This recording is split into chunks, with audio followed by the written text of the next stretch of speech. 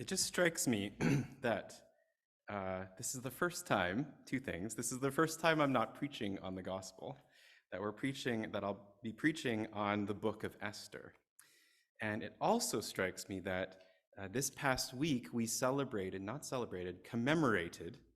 the Holocaust. It's been years since that horrible experience happened in human history. 4 million Jews were exterminated in World War II under the Nazi regime, and we hold that to heart.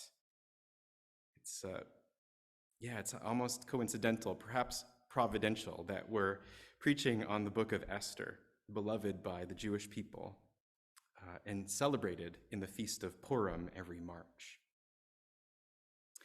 As mentioned in the preview, Esther does make the difficult decision to come out to the king as Jewish in order to save her people. Would you have been able to do it? Imagine yourself wrapped in royalty, a title, a crown, servants, fine clothing, food, the world is all yours. Would you have been able to give it all up to save your people? Give up your status, give up your comfort? You would likely be rounded up with all the other Jews and put to death. Would you have been able to give up your life to save your people? I think it's safe to say that none of us would ever be in the same position as Queen Esther. But most of us will face difficult decisions in our lives, decisions that sometimes mean we will give up our status, comfort, wealth, family, relationships, and even part of our life. Think for a moment about a tough decision that you had to face, a decision that meant you had to give up a lot. Maybe you did it. Okay, And you you're want mute? I wonder if we might find them to mute them. Think for a moment about a tough decision you had to face, a decision that meant you had to give up a lot. Maybe you did it, and you're living to tell the tale. Maybe you didn't have the courage to do the right thing. Maybe you would have if God was right there telling you to do what to do, holding your hand as you do it. As mentioned, that the book of Esther is the only book in the Bible not to mention God. Throughout the centuries, biblical commentators have questioned whether or not this book should even be in the Bible. However, there is no doubt that God is involved, though there isn't any direct interaction.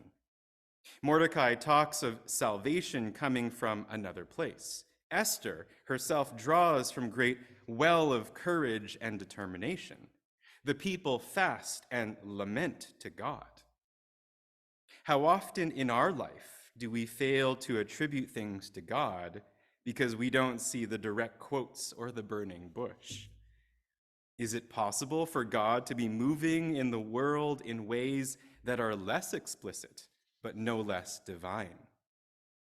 Weeks ago on the Feast of Epiphany, we reflected on the visit of the wise men. We considered God's fingerprints as being everywhere, including in the star. You shared how God was active in your life through the metaphorical stars in your life. Someone mentioned experiencing God at Camp Van Ness in the rushing wind, followed by silence. And yet, many of us, me included, would prefer God's direct intervention, like a burning bush or an obvious miracle. I mean, at least Mary had an angel. But most days, we, like Esther, don't get such things. Indeed, most of the time, as one commentator put it, God is subtle to a fault. And yet, we have the eyes to see and the ears to hear, if we do. We may be able to discern where God is acting in our lives. God does act in our lives. God does choose us to act in our lives. Our reflection on Psalm 22 reminds us that God has knit you and me in our mother's wombs. God does not forsake us, but God delivers us from evil. God saves God's people for all generations, and God saves you. Esther is in a long line of people in the Bible that God chooses and saves. Think about Abraham and Sarah, Moses. Next week, we'll be looking at David. According to Richard Rohr, God is not primarily choosing them for a role or a task, although it might appear that way. God is really choosing them to be God's image in the world. God needs images, willing people to share who God is. In the case of Esther, God is revealing God's saving action. God is revealing God's concern for people who face imminent danger and death. In the case of Esther, God is willing to give up everything for us. And so, are you willing to let God be revealed in you by your words and actions? Just using that image from Bishop Hopton again, are you willing to be God's rainbow? According to Richard Rohr, we can only transform people to the degree that we ourselves have been transformed. We can only lead others as far as we ourselves have gone. We have no ability to affirm or to communicate to another that they are good or special until we know it strongly in ourselves.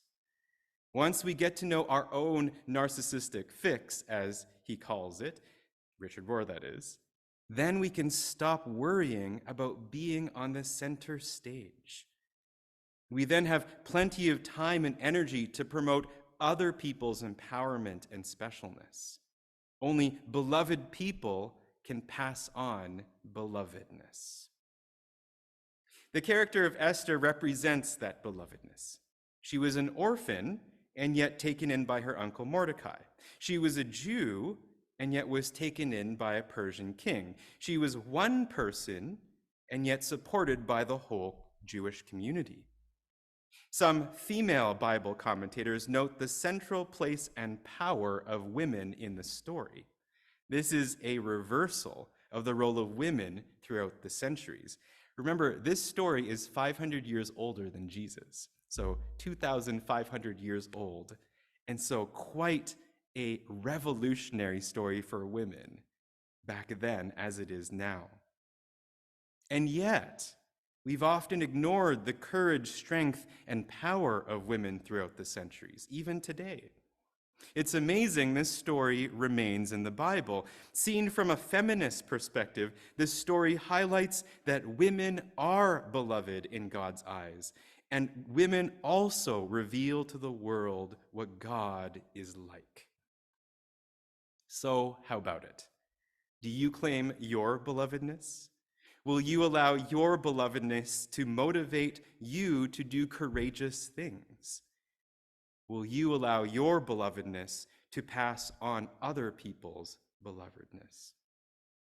Throughout the 14 or so months I've been journeying with you, I've come to see how you love one another, how you love those in the community, how you love the least of these.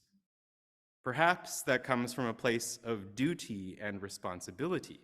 No doubt if you were Esther, you'd do the right thing out of a simple sense that it is simply the right thing to do. And because of that, God shines forth through you.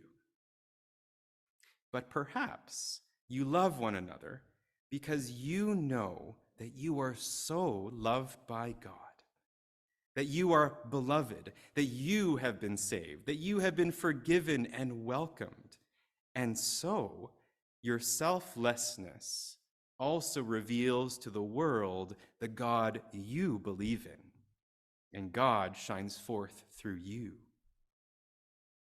Every day, we're faced with big and small decisions that come at a cost. Are you willing to claim your belovedness?